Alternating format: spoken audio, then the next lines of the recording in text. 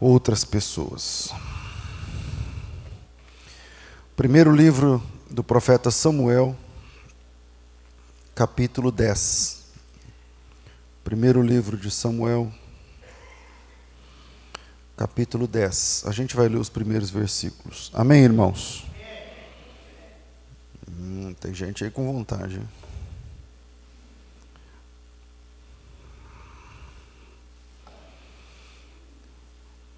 Hoje eu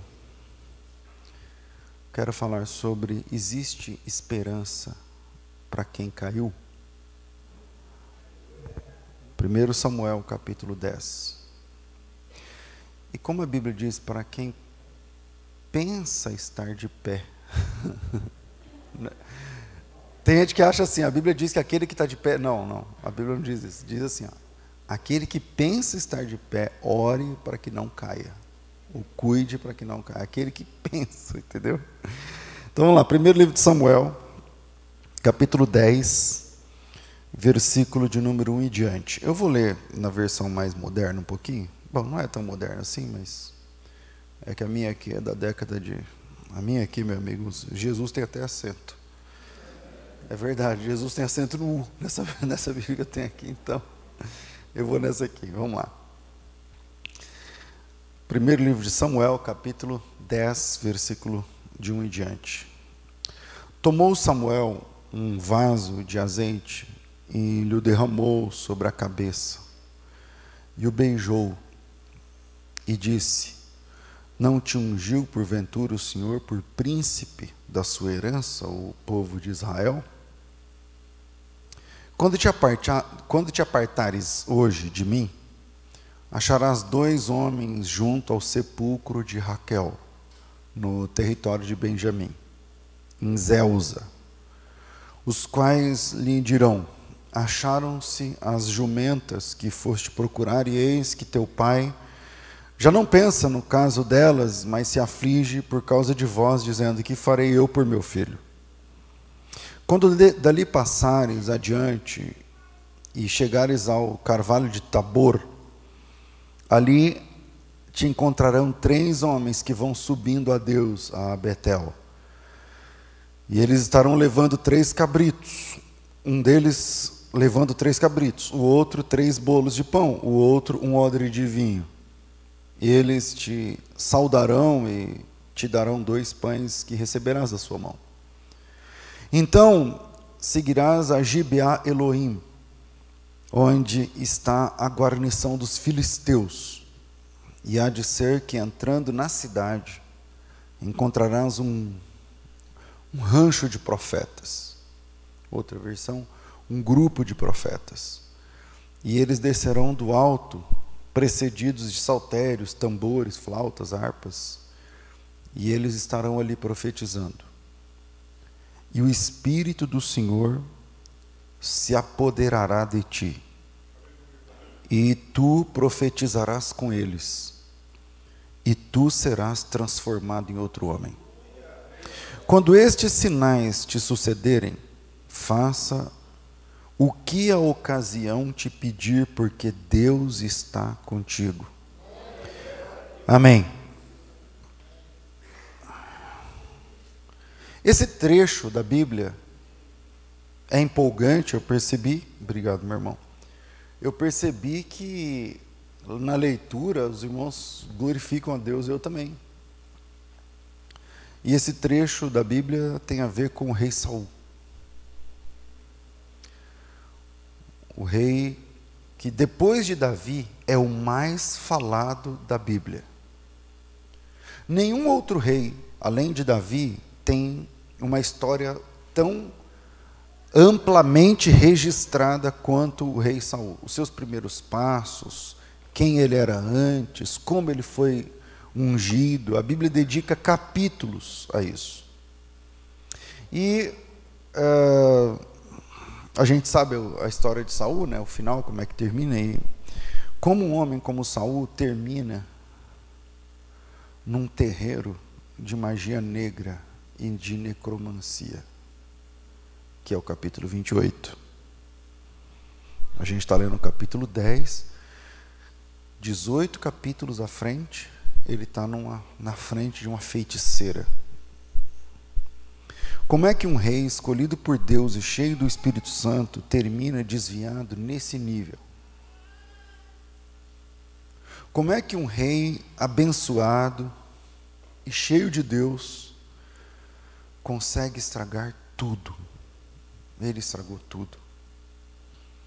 Essa é a história de Saul, que entra para os anais da história bíblica como o primeiro rei de Israel. E a escolha de Saul foi linda. Aqui eu li um trecho, mas é o seguinte: o Saul era de uma família comum de Benjamim, e Benjamim é uma tribo. É assim, ó, Israel tinha 12 tribos, mas os bambambãs mesmo, eu estou falando do ponto de vista numérico, era Judá e Benjamim. Judá e Benjamim tinha a maioria da população de Israel da época. E o Saul, ele é um benjamita. Só que dentro de Benjamim, ele não era uma pessoa importante. Ele não era ninguém. Poucas pessoas fora do seu quarteirão conheciam ele pelo nome. E seu pai, um cara chamado Quis, tinha um negócio de jumentas lá. Ele tinha, não sei, a Bíblia não especifica como, mas ele criava jumentas. E ele havia perdido as jumentas. Tudo isso está no capítulo 8. Acho que 8 ou 9, acho que 9. Capítulo 9, uma folha para trás aí. E o Quis, pai de Saul, perdeu as jumentas e chamou Saul e falou: você já está grande, não sei o quê, vai atrás das jumentas. E ele foi atrás dessas jumentas e ele permaneceu nessa busca por vários dias. Um dia, 2 dias, 2 dias, 3 dias, enfim, vários dias. E chega lá pelas tantas, eu não coloquei aqui, mas chega um momento que o companheiro dele, que está com ele, o empregado lá da casa, ele fala para o empregado: vamos embora, porque meu pai vai parar de se preocupar com as jumentas e começar a se preocupar comigo, porque eu sumi. E naquela época não tinha contato, não tinha nada disso. Deixa eu ver, é o capítulo 9. Né? E lá no versículo, sei lá que versículo 5, obrigado. O Saul diz: voltemos, para que porventura meu pai não deixe de se inquietar pelas jumentas e agora se aflige por nossa causa. Obrigado. E aí o rapaz que estava com ele fala para ele: não, mas aqui a gente chegou numa cidade, eu não lembro da cidade, que é Zuf, eu acho, mas Zuf, né? Nós chegamos numa cidade, o cara falou para ele, que aqui tem um homem de Deus. Aqui tem um homem de Deus e a gente já está até aqui, vamos na casa desse cara, vamos lá perguntar para ele alguma coisa, se ele ora por nós, se ele pode ajudar de alguma forma. Bom, eles ficaram sabendo, o Saul aceita, e quando eles chegaram lá, eles ficaram sabendo que era dia de sacrifício. E o Samuel, a gente está saindo de... Eu sei que a Bíblia não está em ordem cronológica, mas a gente está aqui no final. Tem a história de Ruth, antes do livro de Samuel, mas esquece esse negócio de Ruth. A gente está saindo da época de Sansão, para a gente pensar. Quem matou, quem prendeu Sansão? Quem eram aquele povo? Os filisteus. Quem são os filisteus? Os filisteus, eles eram chamados de o povo do mar. Eles atravessaram o Mediterrâneo e começaram a conquistar. A ideia dos filisteus era conquistar Canaã. Só que Israel já tinha atravessado, não o mar, mas o deserto, ele vem para o outro lado, e Deus já tinha dito para que Israel conquistasse Canaã. Então Israel já tinha conquistado meia dúzia de cidades cananeias quando os filisteus chegaram, só que os filisteus eram mais fortes. Não sei se eu estou conseguindo explicar, mas os filisteus não eram dali, e Israel também não era dali. Então Canaã foi um lugar que Deus manda os hebreus conquistarem, eles vão conquistando, derrubam algumas cidades, aquela questão de Jericó, aquela coisa toda, e eles vão se estabelecendo. Mas Israel era Israel era uma federação de tribos briguentas entre si, até então. Os caras não se entendiam, tem todo um esquema lá de uma tribo não se dava com a outra. Leia Juízes. É um carnaval de guerra entre eles mesmos, muitas vezes, e passa a ser uma confederação. O Brasil tem essa característica. Cada estado é uma unidade de da única federação. Então, os Estados Unidos têm essa característica, são os estados federados. E Israel era mais ou menos isso, mas cada tribo era a parte, e eles não se davam, e o que todo mundo pedia era que tivesse um único rei. Bom, a primeira vez que vai ter uma unidade federativa para Israel é sob a coroa do rei Saul. É o rei Saul que, a partir de então, eles se entendem como uma união federativa, e não como várias tribos, mas eles se entendem como tendo um único rei. E eles estavam pedindo um rei, porque os filisteus estavam, historicamente, uma tecnologia acima. Se você procurar em livros de história, os filisteus dominavam a tecnologia do ferro e os hebreus ainda estavam entre o bronze e o cobre. E aí não dá para brigar com uma espada de cobre contra uma espada de ferro, entende? E os filisteus, como eles estão uma tecnologia à frente, eles determinaram que ninguém podia segurar uma ferramenta que seja, ou uma arma que fosse de ferro, porque ferro era domínio dos filisteus. Quem vai mudar esse jogo é o próprio Davi, depois de estar 2 anos entre os filisteus, e traz essa tecnologia para Israel, mas isso é um outro assunto. Então, quando Saul é escolhido rei, é nesse momento de tensão, onde uma tribo não se bica com a outra tribo, só que agora eles têm um inimigo comum. Os filisteus chegando e estão pondo para derreter. É diferente do pessoal ali dos cananeus, que a briga é meio igual e tal. Chegam os filisteus. Os filisteus começam a dominar no período dos juízes, vence Sansão, subjuga várias províncias e tal. E o pessoal, o capítulo 8, se você tem uma Bíblia com epígrafe, vai estar escrito assim: Israel pede um rei. Porque eles olham o que os filisteus estão fazendo e eles falam: a gente precisa se unir, mesmo quem a gente não se bica muito, mas em nome da nossa tradição, da nossa língua, da nossa cultura e tudo mais. E aí entra a história de Saul. E Saul é esse cara que estava lá, tinha perdido as jumentas, não é um cara da guerra, nem nada disso. E ele vai para a cidade onde estava o profeta Samuel. O profeta Samuel é o último dos juízes, vai mudar agora o período da judicatura, sai, entra o período da monarquia. E é esse momento da Bíblia que a gente leu aqui. E antes dessa história toda das jumentas, Deus já tinha falado para Samuel sobre a chegada desse rapaz, o Saul. E Deus já tinha dito a ele que esse seria o primeiro rei de Israel. Essa informação está um capítulo atrás, o capítulo 9, versículo 15 e versículo 16, que diz assim: porque o Senhor revelara aos ouvidos de Samuel um dia antes que Saul viesse, dizendo: amanhã, a estas horas, te enviarei um homem da terra de Benjamim, o qual ungirás por capitão sobre o meu povo Israel, e ele livrará o meu povo da mão dos filisteus e tal. Então, o Samuel já sabia, estava preparado para que o próximo rei de Israel o encontrasse. O capítulo 10 narra essa unção. O Saul não sabia de nada,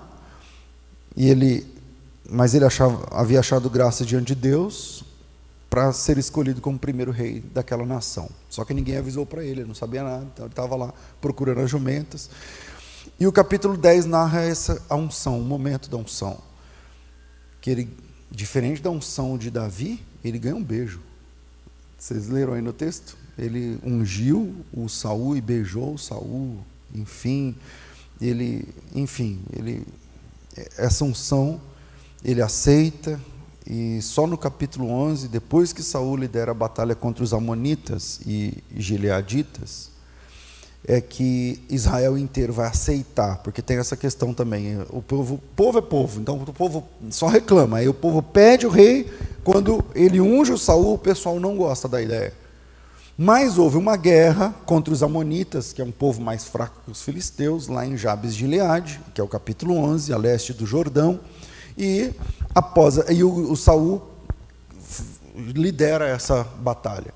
E aí, após essa vitória, o povo passa a aceitá-lo como rei, e finalmente ele é coroado em Gilgal. Então, o que acontece no capítulo 10, o povo meio que não gosta, mas no capítulo 11, depois de uma batalha e uma vitória, o povo entende que Saul é o cara, e agora Israel tem um rei. E no início, Saul provou que era um rei muito capaz, um guerreiro muito valente, um excelente estrategista de guerra e tal. Simplicidade ele tinha, pureza no coração ele tinha, humildade, a humildade dele eram assim, características marcantes nessa fase que eu estou falando, mas infelizmente tudo isso vai mudar, e o motivo de eu estar falando sobre isso hoje é vasculhar a nossa alma e comparar a trajetória de Saul com a nossa trajetória. O objetivo é pararmos um momento para refletir se a gente está construindo uma história de um testemunho de honra ou algo parecido com a tragédia de Saul. Porque o nosso começo também parece com o dele. A gente também estava perdido, buscando achar alguma coisa, e a gente foi encontrado pela palavra de Deus, e a gente ficou sendo chamado de filho de Deus, e não sei o quê. A gente recebeu a unção do Espírito, E a ideia é como é que um rei, com esse histórico, como é que um cara com histórico desse, que recebeu um beijo do profeta no momento da sua unção, termina num terreiro de Umbanda? Como é que um cara que foi cheio do Espírito Santo termina num suicídio? Como é que uma pessoa que foi transformada pelo poder do Espírito Santo, lembra do texto que a gente leu agora? E o Espírito do Senhor se apoderará de ti, e você vai profetizar com eles, você vai ser transformado em outro homem. Como é que uma pessoa que foi transformada pelo poder do Espírito Santo termina como Saul terminou? Há esperança para quem cai numa queda como essa? Vamos deixar alguns pontos para a gente pensar, e o primeiro é o seguinte: a permanência do Espírito Santo na nossa vida depende do testemunho. A permanência do Espírito Santo depende de testemunho. Veja, se você marca aí, a gente vai voltar para Saul, mas dá um pulo lá em Lucas, capítulo 11. No versículo 24, Jesus diz assim: gente, quando um espírito imundo sai do homem, anda por lugares secos, buscando repouso, e não o achando, diz: voltarei para minha casa de onde saí. Vamos de novo. Quando o espírito imundo sai do homem, anda por lugares secos, ou áridos, depende da versão, buscando repouso, e não o achando, diz: voltarei para minha casa de onde saí, e chegando, encontra varrida e enfeitada. Então vai e leva consigo outros 7 espíritos piores do que ele, que entrando habitam ali, e o último estado deste homem é pior do que o primeiro. O que Jesus está dizendo aqui é o seguinte: se você voltar alguns versículos atrás, ele diz assim: quando o valente, uns 3 versículos atrás, quando o valente guarda bem armada a sua casa, em segurança está tudo quanto tem, mas sobrevindo outros mais valentes do que ele, vencendo, tira toda a armadura em que confiava, e reparte seus bens, quem não é comigo é contra mim, quem comigo não ajunta espalha. O que Jesus está dizendo? Ele está falando o seguinte, que quando uma pessoa, um homem, uma mulher, um jovem, uma moça, um rapaz, sei lá. Quando alguém bate na porta da graça em busca de alívio, que foi o que você fez, foi o que eu fiz, foi o que nós fizemos um dia. Quando alguém bate na porta da graça, essa pessoa vem cheia de problemas. E Jesus diz que o valente, fica claro que o valente lá, eu não sei que versículo é esse, qual que é? Quando o valente guarda, 21, verso 21. No verso 21, esse valente que guarda, a casa é a pessoa, o valente é o diabo. Quando o valente guarda a sua casa, seus bens estão seguros. O que ele está dizendo assim, quando o demônio toma conta da mente de um homem, de uma pessoa, de uma mulher, tudo está sob o poder dele. Você faz o que ele quer, você vai onde ele manda, você age como ele quer e reage como ele fala. Mas, próximo versículo, sobrevindo o outro, mais valente do que ele, quem é mais valente do que ele? É Cristo. A conversão é uma batalha, onde um dominador perde e outro dominador ganha. E aquele dominador que vence a batalha põe o outro para fora. Mas vindo o outro mais valente do que ele, vencendo, retira-lhe toda a armadura em que confiava, reparte os despojos. E aí, quando Jesus diz que essa casa, que é o campo de batalha, entre o valente e o mais valente, e o campo de batalha é você, que é a casa, sou eu, somos nós, ele diz que quando chega o mais valente, a casa fica liberta. Tudo vai embora, todo mal acabou, terminou. Só que a Bíblia diz que aquele espírito que foi embora, ele vai experimentar voltar de vez em quando. Ele vai passar na frente da casa, ele vai tocar a campainha, ele vai ficar esperto. Se a casa estiver vazia e limpa, o que você acha que ele vai fazer? Ele já conhece todo o esquema, ele tem a chave cópia, ele tem tudo. Ele sabe tudo que você gosta, ele sabe tudo que você faz, ele sabe tudo que você quer, ele sabe tudo, ele conhece tudo, ele conhece você. E aí a Bíblia diz que ele vai voltar. Se a casa estiver vazia, ele vai voltar. E qual que é o problema nosso? Que a gente vive uma vida de experiência com Deus um dia e vazia o resto da semana. Existe um princípio importante aqui. Os demônios aceitam qualquer coisa, mas a mesma coisa não funciona com Deus. A mesma coisa não funciona com Deus. Os demônios, eu já disse aqui em outros momentos, qualquer coisa que você oferecer para o diabo, ele aceita, de bom grado. Se você disser para o Satanás o seguinte, falar, rapaz, é o seguinte, está meio apertada a minha agenda aqui, pode ser meia hora? Ele fala, pode. Eu aceito. Mas se você disser para Deus, então, Senhor, minha agenda está meio apertada, pode ser meia hora? Ele fala, não, ou é tudo, ou não precisa de nada. Então, se você espreme sua agenda para caber um culto por semana e acha que Deus está te agradecendo, como ele é esforçado, porque ele vai no culto uma vez por semana, você está enganado. Porque esse não é o Deus das Escrituras. Se você acha que porque você ora antes de comer, Deus está compromissado em estar com o seu lado o tempo todo, você está enganado, porque esse não é o Deus apresentado na Bíblia. Se você gosta de músicas cristãs, e você tem uma playlist evangélica no seu app de músicas, e por isso você acha que você é um seguidor de Jesus Cristo, você está enganado, isso não é conversão.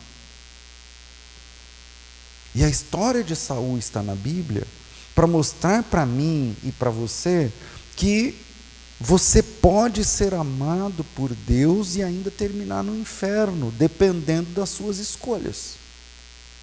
A história de Saul está estampada nas páginas da Bíblia para mostrar para mim que ser escolhido por Deus,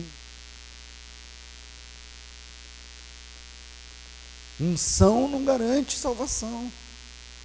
A tragédia de Saul está impressa na Bíblia para mostrar para nós que receber a unção, ser cheio do Espírito Santo, profetizar em nome de Deus e ser mudado em outro homem é bênção, mas não é garantia de comunhão nem de salvação eterna. A coisa precisa ser mantida. Eu sei que as manifestações de dons geralmente apontam para uma vida de intimidade com Deus, geralmente é isso.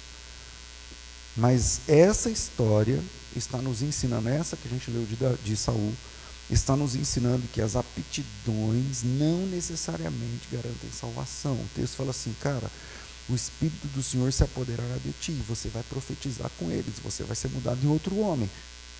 Parou a leitura, mas no versículo 7, mas se você continuar a leitura, o pessoal falou assim, o Saul agora virou profeta, ele está entre os profetas, está entre os homens de Deus.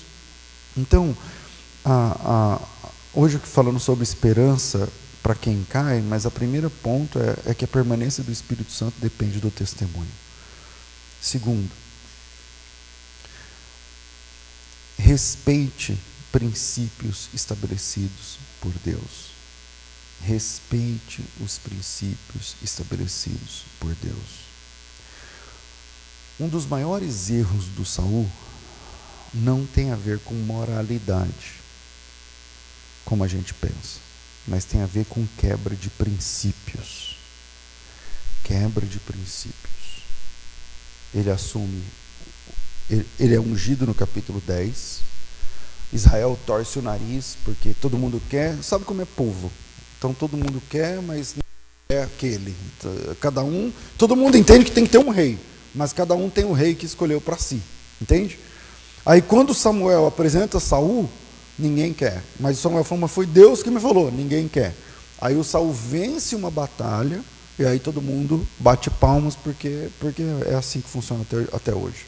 E aí, quando o Saul é aclamado rei, pronto, agora ele é o cara, agora ele é coroado, ungido por Deus, escolhido por Deus, beijado por Samuel, aplaudido pelo povo, ele tem poder, ele tem nome, ele tem mandato, ele tem força, ele tem o povo, está tudo funcionando. Agora é só arregaçar as mangas e brigar contra os filisteus, que é a pedra no sapato, inclusive de Davi. Davi não vence os filisteus. Quem vai finalizar, irmãos, a coisa vai longe, tá certo? A palavra em hebraico, o P e o F são intercambiáveis. É uma mesma letra. Quando tem um ponto dentro é P. Quando não tem um ponto dentro é F. Filisteus são os mesmos palestinos. Para você ter uma ideia de onde é que vai terminar essa questão, tá certo? E aí,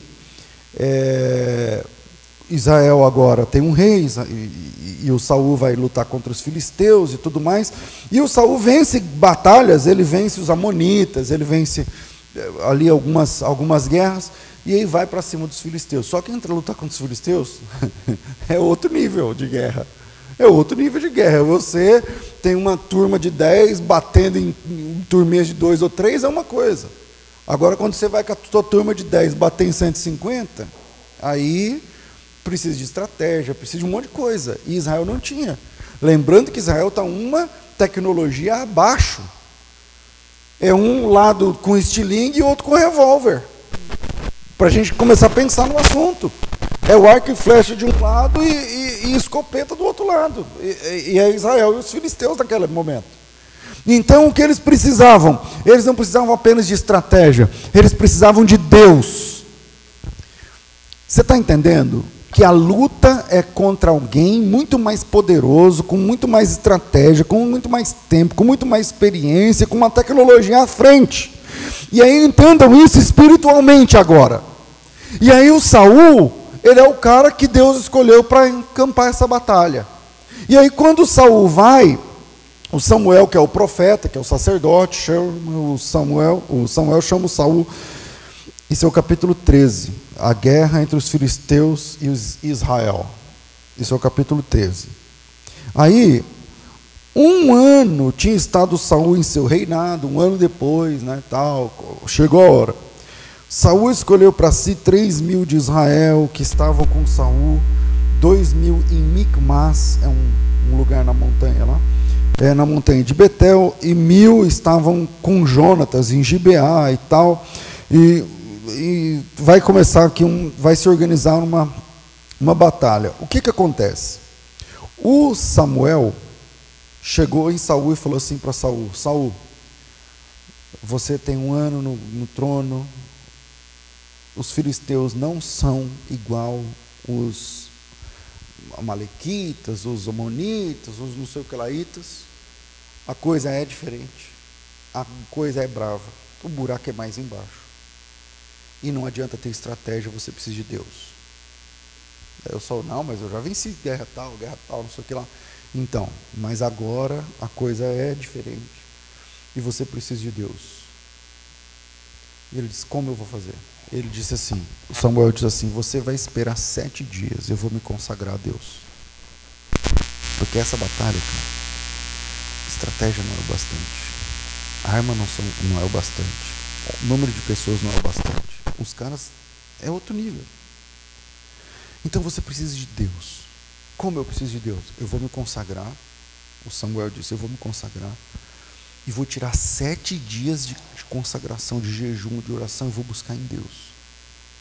Depois eu vou vir até você lá no exército. Você pode preparar o exército. Prepara o exército. Aonde? Lá onde eles estão. No Micmas. Lá nesse lugar. E eu vou consagrar vocês. As armas de vocês são menores em poder, mas eu vou ungir vocês, eu vou consagrar vocês, eu vou oferecer holocausto a Deus por vocês. Então Deus com vocês vai ser maioria, vai dar certo, mas você tem que esperar. E o Saul até esperou, que é o versículo 8, capítulo 13, versículo 8, e aí diz mais ou menos assim: e esperou Saul 7 dias, ao tempo que Samuel determinara. Não vindo, porém, Samuel a Gilgal, o povo ia se espalhando. Então disse Saul: trazei-me aqui holocaustos e ofertas pacíficas. E ofereceu holocaustos.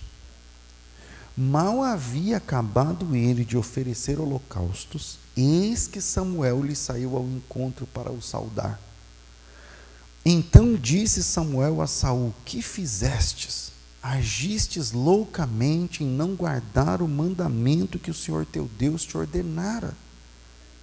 Porque agora o Senhor teria confirmado o seu reinado sobre Israel para sempre. Porém agora não subsistirá o seu reinado. E o Senhor já buscou para si um homem que lhe agrada e lhe ordenou que seja príncipe sobre o seu povo, porquanto você não guardou o que o Senhor Deus mandou. Ele está falando aqui do Davi. É a primeira menção aí do rei Davi, e o Davi não tinha nascido ainda. O Davi vai nascer na sequência. E a Bíblia diz que já tem, eu sei disso, porque o reinado de Saul dura 40 anos.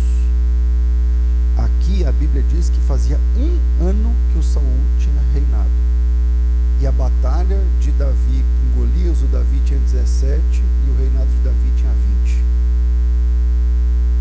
O reinado de Saul tinha 20. Então ele não tinha nem nascido ainda. Então quando Deus fala para ele, cara, quando Samuel fala para ele, você fez bobagem, o Senhor ia confirmar o seu reinado agora. Não estava tudo confirmado, você nem tinha lutado contra os filisteus, agora o Senhor teria confirmado o seu reinado sobre Israel para sempre. Sabe o que ele está falando? Vamos pensar. Sabe aquele negócio, Jesus, filho de Davi, tem misericórdia de mim? Ia ser Jesus, filho de Saul. O Senhor teria confirmado o seu reinado sobre Israel para sempre. Sabe, fulano, filho de Davi, não, a dinastia não seria era de Saul, Davi nem tinha nascido. Ele disse, cara, você fez bobagem. E por que ele fez bobagem? Porque ele não respeitou princípios. Saul era rei, mas ele não era sacerdote. Saul era estrategista de guerra, mas ele não era levita. Saul era o maior nome de Israel, mas ele não era sacerdote, não tinha patente sacerdotal para oferecer sacrifício.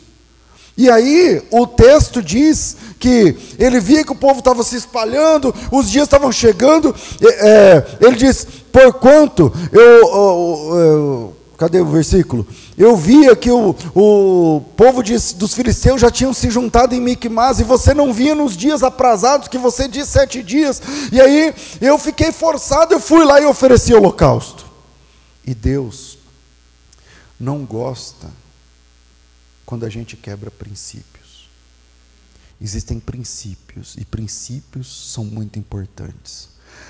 A queda de Saul, irmãos, não acontece por uma questão moral, acontece por uma quebra de princípios.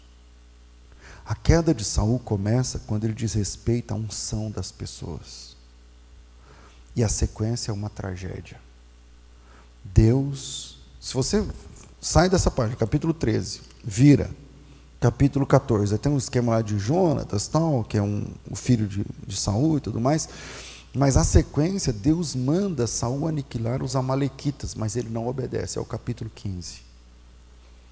E o pior não é ele não obedecer, presta atenção aqui, ele não obedece, mas o problema não é que ele não obedece, o problema é que ele não obedece e diz que obedece. O problema não é você errar, é você errar, mas viver como quem acerta. E isso é cinismo. E Deus odeia cínicos. E é esse o problema de Saul. Capítulo 15 diz assim, versículo 7: Então feriu Saul os amalequitas, desde Avilá. A gente tem que ler assim, tinha que ler do versículo 1, mas o tempo é curto, vamos lá. Deus tinha falado para ele, cara, você vai aniquilar os amalequitas, todos, mulher, criança, eu não tenho tempo para entrar nesse pormenor do porquê, mas mulher, bebezinho, velho, velha, aleijado, qualquer pessoa, você vai dizimar, acabar com os amalequitas. Aí o versículo 7 diz assim: Então Saul feriu os amalequitas desde Avilá até chegar em Sur, que está de frente do Egito, tomou vivo Agag, o rei dos amalequitas. Porém todo o povo destruiu pela espada Saul e o povo. Saul e o povo pouparam Agag, também o melhor das ovelhas, os bois, os animais mais gordos, os cordeiros, o melhor que havia, e não quiseram destruir totalmente. Porém, a casa vil desprezível, eles destruíram. O que não prestava, eles jogaram fora, eles mataram, mas o que era bom, eles guardaram. Então veio a palavra do Senhor a Samuel: Arrependo-me de haver constituído Saul rei, porquanto deixou de me seguir e não obedeceu às minhas palavras. Então Samuel se contristou e toda noite clamou ao Senhor. De madrugada madrugou Samuel para encontrar Saul pela manhã, e anunciou-se a Saul: chegou Saul ao Carmelo, e eis que levantou para si um monumento, dando volta, passou e desceu a Gilgal. Ele nem obedeceu a Deus, já fez uma estátua para ele mesmo. E aí o próximo versículo diz: Então veio Samuel a Saul e lhe disse, vou repetir, que versículo é esse? 13. Veio Samuel a Saul e Saul disse: Bendito sejas tu do Senhor, executei as palavras de Deus. Era verdade? Então disse Samuel: então que balido é esse de ovelhas que eu estou ouvindo nos meus ouvidos? Que mugido de bois é esse que eu estou ouvindo? Se você acabou com tudo de Amaleque, que mugido é esse de boi, que balido de ovelha é esse que eu estou escutando? Respondeu Saul: é de Amaleque, os trouxeram porque o povo poupou o melhor das ovelhas e o dos bois, mas é para sacrificar ao Senhor teu Deus. De resto, destruímos totalmente. Que versículo é esse? Versículo 16. E disse Samuel: porventura, sendo tu pequeno aos teus olhos, não foste por cabeça das tribos de Israel, e o Senhor não te ungiu rei sobre Israel? E enviou-lhe o Senhor a este caminho e disse: vai, destrua totalmente esses pecadores, os amalequitas, e peleja contra eles até que os aniquiles. Por que você não deu ouvido à voz do Senhor teu Deus, mas voaste aos despojos e fizeste com que o que parecia mal aos olhos do Senhor? E aí disse Saul a Samuel: não, eu dei ouvidos à voz do Senhor teu Deus, eu caminhei no caminho pelo qual o Senhor me enviou, eu trouxe somente Agag, rei de Amaleque, mas os amalequitas eu destruí totalmente. Mas o povo tomou do despojo das ovelhas da vaca e o melhor, mas é tudo para oferecer ao Senhor isso aqui. E disse Samuel: tem porventura o Senhor tanto prazer em holocaustos e sacrifícios, como em que se obedeça a sua palavra? Obedecer é melhor do que sacrificar. E aí a derrocada de Saul se acelera. Preste atenção a um princípio. Deus ama os pecadores, mas Ele odeia os cínicos. Quando você vem de mãos vazias e se prostra e fala tudo, e confessa tudo, e joga tudo, e fala: Senhor, e me ajuda, tal, você tem o favor de Deus. Mas quando você finge uma coisa que você não é, e essa, meu irmão, é a diferença entre Saul e Davi.